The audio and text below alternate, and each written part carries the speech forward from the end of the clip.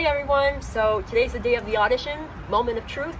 I'm very excited. I'm a little bit nervous if I'm being honest, but I'm looking forward to it a lot, and I just hope it goes well and I impress whoever I'm going to perform in front of. A little bit about my day so far is that I had some breakfast, I had toast, grapes, yogurt. It was good, and I also did some stretching, practiced some violin, and so got ready. And I'm actually about to go on the car right now, but wish me luck and bye! Hello, my name is Linoy Matani. I'm 15 years old and I'm a Japanese-American dancing violinist. I basically play the violin while dancing, and it's not just like some grooves, but I actually like try including like legs and turns and all that, so yeah. I've been playing the violin since I was 5 years old, so it's been 10 years, and I also have been like just dancing around the house my whole life. During practice, I would like start moving a lot while playing violin, and then it eventually became something more rather than just practice, but something I perform. Like from grooves, it started becoming more lengthened movement, more intense movement. While I'm performing, it's very exciting and it makes me happy a lot. But the moment I like finish, I'm like all the time grasping for air, and it's like really exhausting, but it makes me happy. So I want to definitely be in the entertainment industry and have like, I want to make my name big and everything, and I would want to succeed as a dancing violinist. And apart from that though, I do have other interests that I don't do that like intensely, but I also enjoy acting and like sometimes rapping, singing a little bit, but yeah, my main thing is dancing violin, so I kind of want to explore different routes of entertainment, but definitely kind of make it far in the industry, hopefully. I don't really know about dancing violinists in Japan, if I'm being honest, but someone I do look up to in that world is Lindsay Stirling. There's not many dancing violinists out there, so I definitely, if you're a violinist, I'm pretty sure most people would know who Lindsay Stirling is, so look up to her a lot.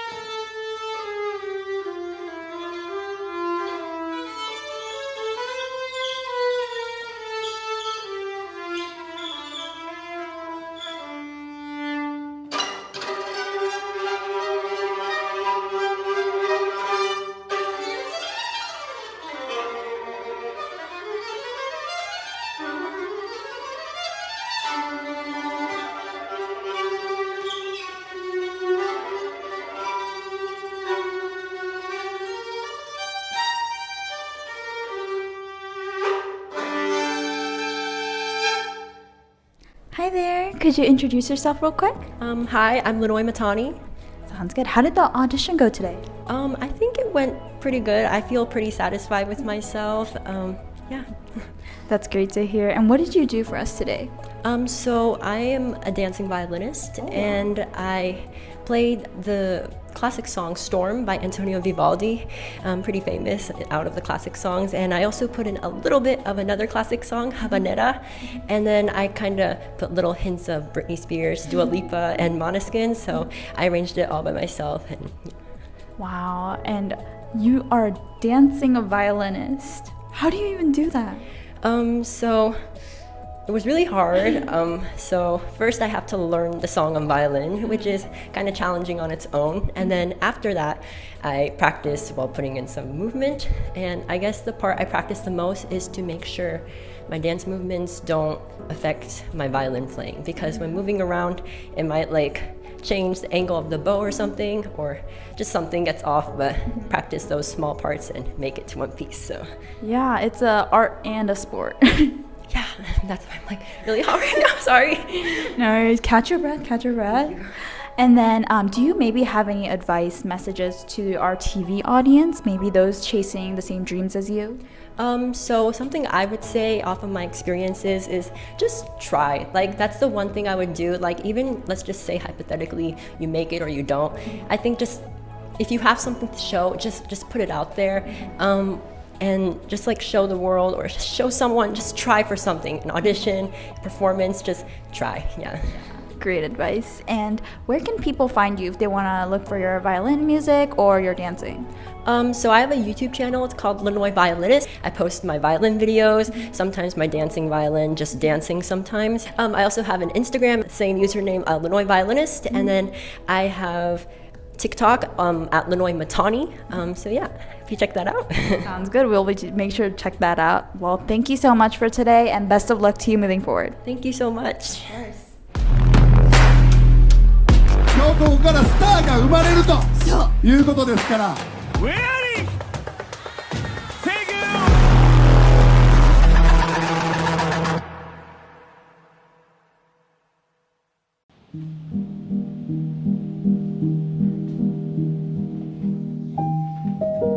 家にあって安心、すぐに食べれていつでもおいしい家族の味方。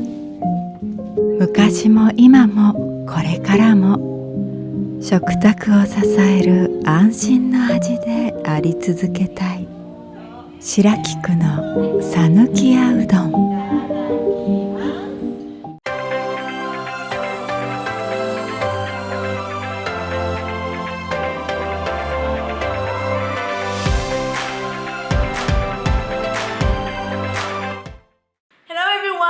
Welcome to Creative World Season 4! Please enjoy!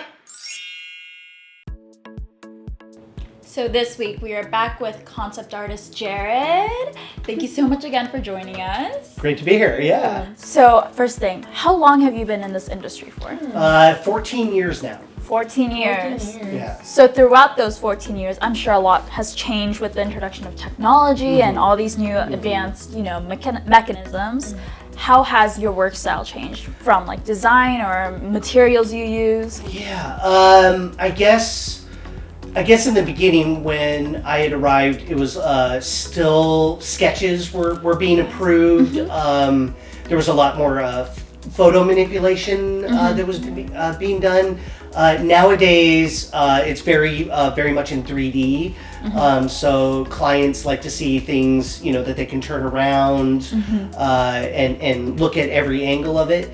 And then kind of midway through my career is when 3D printing really took off, like at-home 3D printing really took off.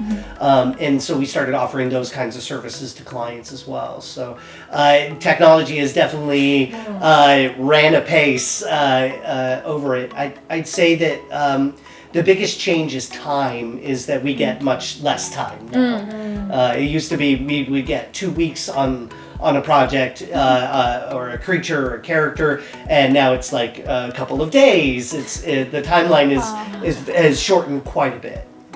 Yeah. So you started with sketching, right? Oh, so you had to adjust for the 3Ds and. Right, yeah. Early on, it used to be sketches could get approved by clients, and then we noticed a change where they couldn't read a sketch anymore the same way. So now 3D is very tight, and it's almost all entirely in 3D now. And the other advantages would be like VR, right? They put on the goggles, they can see how big the monster is, kind of thing. Oh, so in that case, you don't have to like physically.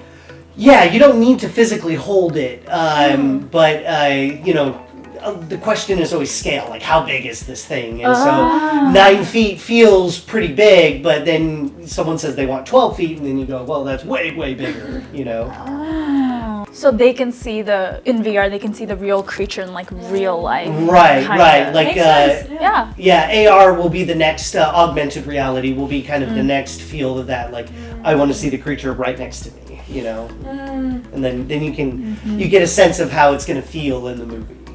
And why is that? Why is the timeline shortened so much now? I think demands are much higher, budgets are much lower. So because technology is at this place now, people just expect these things to happen quickly. So it's made it much more difficult to to produce the amount of things that they're asking for. I see. What do you like about the changes? Do you prefer VR and new thing, or you love the sketching more? It's all the same to me, you It's know. all the same, Yeah, okay. it's all kind of the same. I think the creative process is what I enjoy the most. So see, yeah. as long as we're collaborating and coming up with ideas, it doesn't matter what we're using, you know. I know the feelings. Yeah. So, And speaking of like AI and technology, I want to talk also about like Megan, the work that you did with Megan. Right. So you do a lot of like scary creatures, dragons, even with Pete's Dragon. Right. Teenage Mutant Ninja Turtles and stuff like that. But with Megan, that was like a doll that was like AI technology. How was that process a little bit different from like what you're usually used to? Yeah, Megan I worked on in 2018, so before even the rise of AI. So I got the script and read it through, and I was like, man, this is really ahead of its time. So in that case, the director, we sat down and he had a lot of references of various dolls that he liked and looks that he liked. And so we just discussed, what his vision was.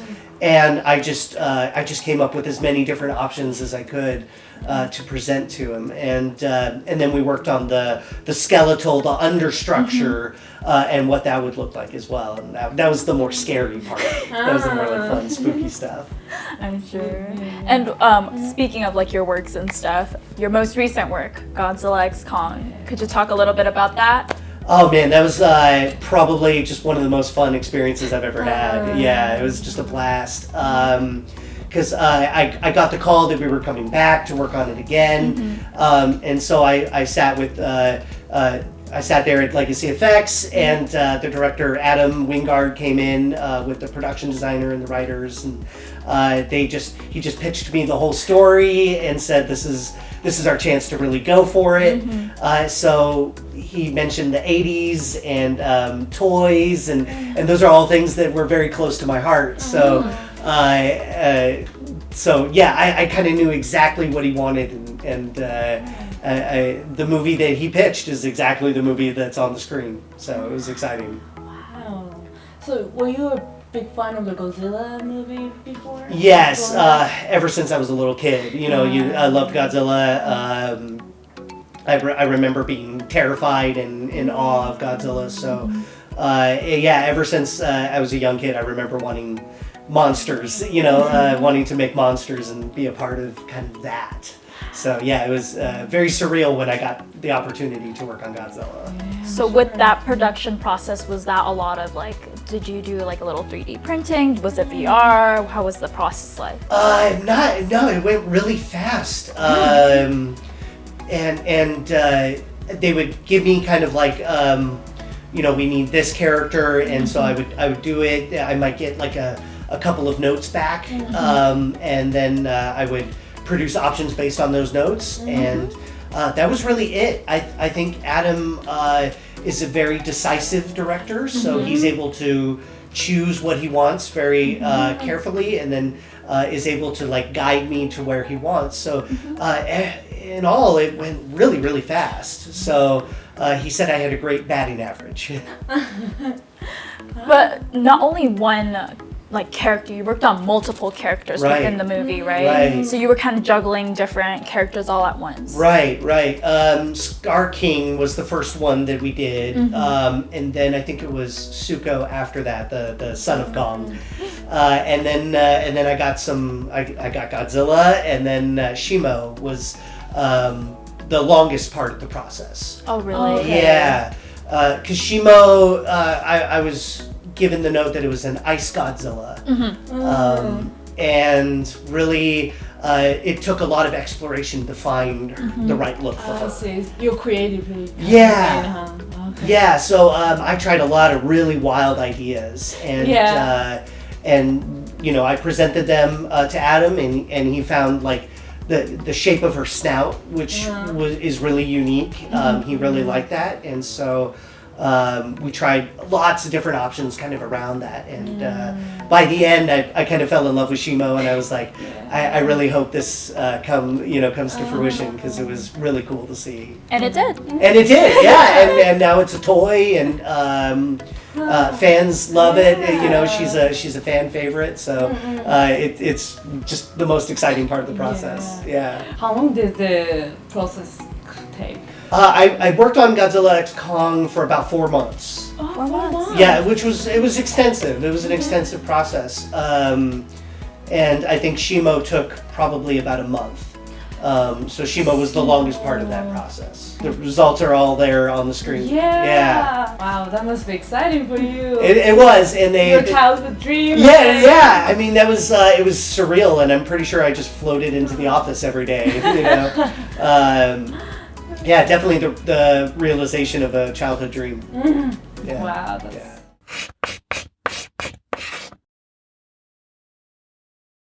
So for your most recent movie, Godzilla X Kong, is this the same software and process you went through? Yeah, absolutely. I will start in ZBrush. I'll render in software called Keyshot, and then once I render it, then I'll take it into Photoshop and paint over. Do a lot of post-processing as well.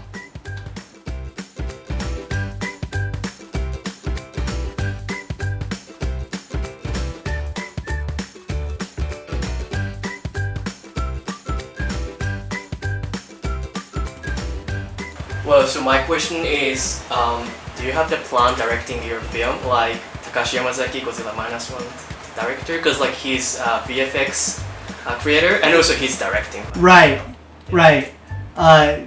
Is the question that I have some projects like that? Exactly. Yeah, you want to direct by yourself? Yeah. I do have some projects that I'm very excited about that I would like to get off the ground. Yeah, 100%. I think all concept artists probably want to be directors at some point. But it's every opportunity is just another learning opportunity, which just helps me get a little better. So if I can learn from directors, then I can hopefully make a better movie one day myself. So when you do concept artists, do you usually do only for characters, or do you do like sceneries or environmental concept arts too? Largely, I do characters and creatures, costume work, but occasionally I have done spaceships or environments or things like that. So yeah, I try to be as versatile as possible if I can. So whenever you do that kind of environmental concept art, do you still make the 3D CG like models? Yeah, I will still build it out in 3D. For environments, if it's for a concept, then I might paint over it quite a bit. It all depends on kind of like what the output has to be. If it all has to be fully 3D, that's a bigger process. If I'm concepting, I might just block out some simple shapes, render it, and then photo bash or paint on top. So it all depends on what they're looking for, and then I try to figure out the best way to do that. Ready to explore media scenes with Creative World. From cameras to editing, hosting, and beyond, let's level up your skills and carve a path to that dream job. We are here to cheer on everyone pursuing with their entertainment dreams. So drop us a message at the link below and let's ignite your media journey.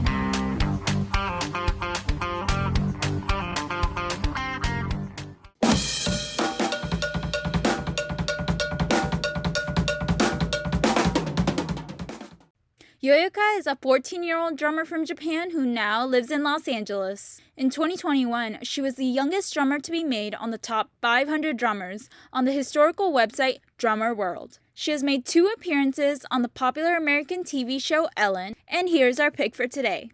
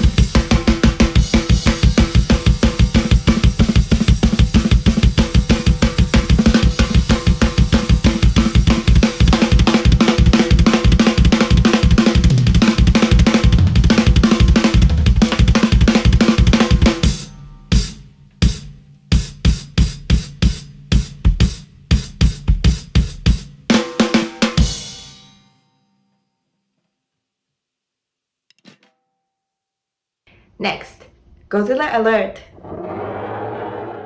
The 30cm Yuji Sakai collection. There were 2 new sculpts last year, and there were 3 versions of each. I only got 2 of the free versions, so the Shonen Rickboy version features the light up effects, and the Godzilla Store version features clear material with silver paint. So we can see the Godzilla Store version is on the left, and the Shonen Rickboy version is on the right. The standard version looks very similar to the Shonen Rickboy version, except it doesn't have the light up feature. So yeah, I think I would say the Godzilla Store version looks nicer for the red and the purple paint. However, the Shonen Rickboy version really has a super cool light effect that has like a little animation going, just like Shin Godzilla does in the movie, where it starts off from his body and travels up to his tail. So that is very neat. The red is a little stronger on the Shonen, like the standard or the Shonen Rickboy version, so that's why I sort of kind of prefer the Godzilla Store one. But yeah, the light up effect's just too cool, so I had to get it when they showed that off. So here's the Godzilla Store version. So you can see the blacks and reds and the purple contrast pretty well, but it looks like the sculpt didn't translate so good for the dorsal fins, in my opinion, from the original sculpt by Yuji Sakai. I've been really waiting for this, for Sakai to put this out in the vinyl form for X+, but it looks like sort of missed the mark on the dorsal fin sculpt. But still pretty good overall. Alright, so the Godzilla 2000 maquette prototype model. So this was the, I believe, a second version of the Godzilla 2000 maquette.